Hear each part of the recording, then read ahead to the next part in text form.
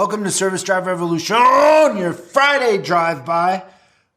Say hello to Jeremy O'Neill and Christian Lafferty. Hello. Hey, what's up? We've been waiting to do this drive-by for you for literally months. So excited about this one.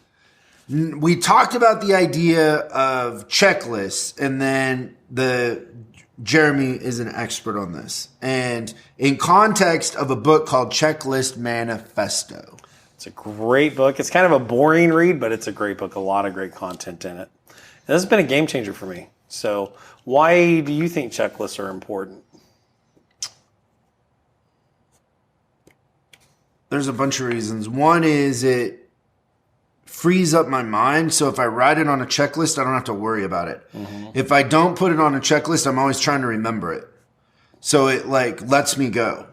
So that's the first part. Then it gives me a checklist so I know what to do and I can reference back to it and it reminds me so I don't miss something. And then the feeling of accomplishment. Oh, nice. Yeah. And then also in certain situations, like let's say, for example, if I'm going on a business trip, I have a checklist of what I need to pack.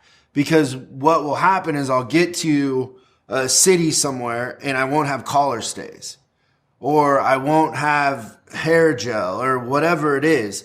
And so you have to, believe it or not, socks, underwear. Right. Like there's just a checklist of everything that needs to be in there and the things for contingency, like a steamer to steam your clothes, things like that. So it's just reassuring, and then you save time in the long run because you don't get to a city and then you don't have collar stays and you got to try to find a Nordstrom's at 8 a.m.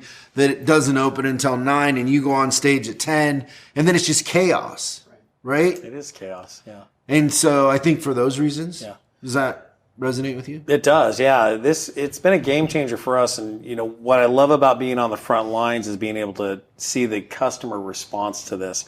So at our counter, we have a 32-inch TV that we show the customer the repair orders and everything.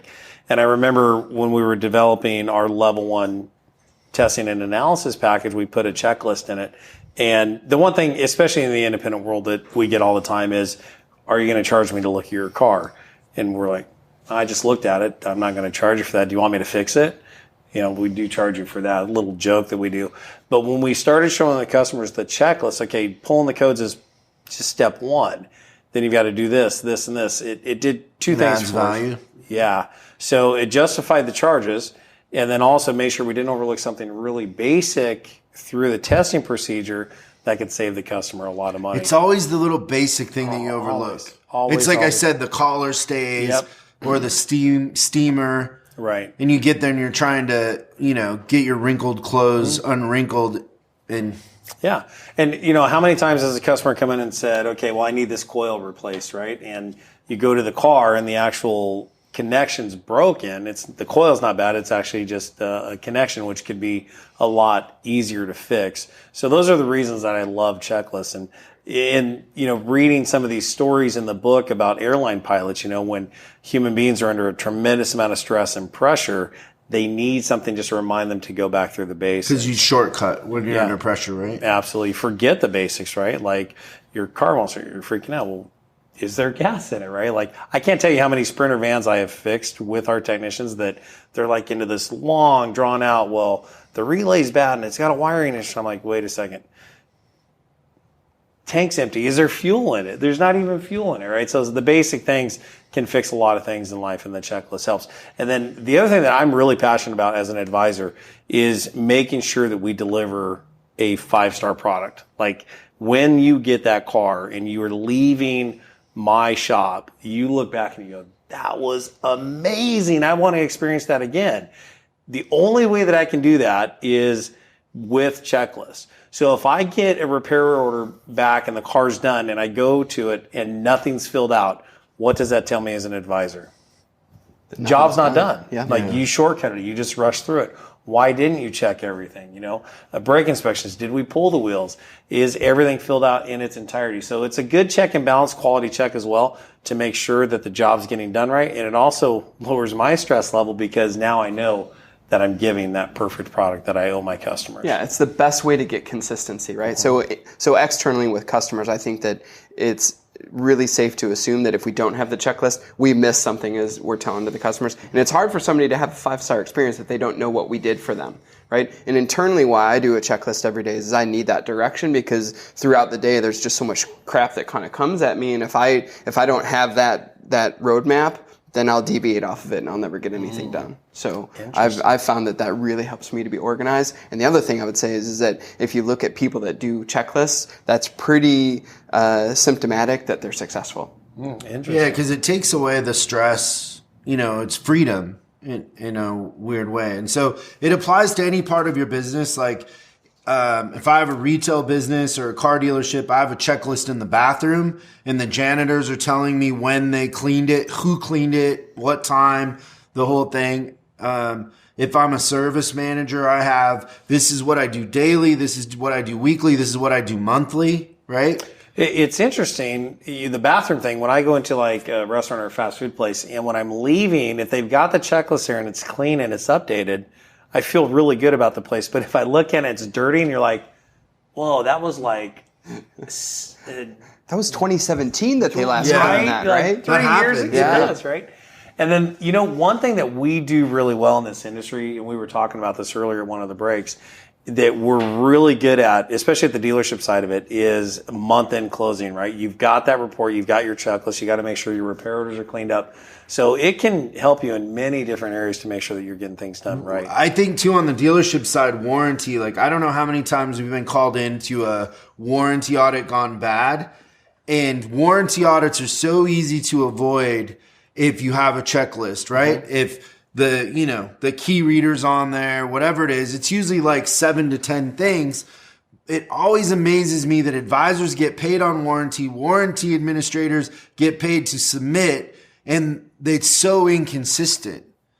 Mm-hmm. And it's really easy to make consistent with a simple checklist is the advisor can't turn in the RO without these things. You got to run history, whatever, right? You can't do a recall without having the recall sheet on there, that sort of thing. So, repair orders, you should have a checklist for a lot of different parts of your business. So think about that.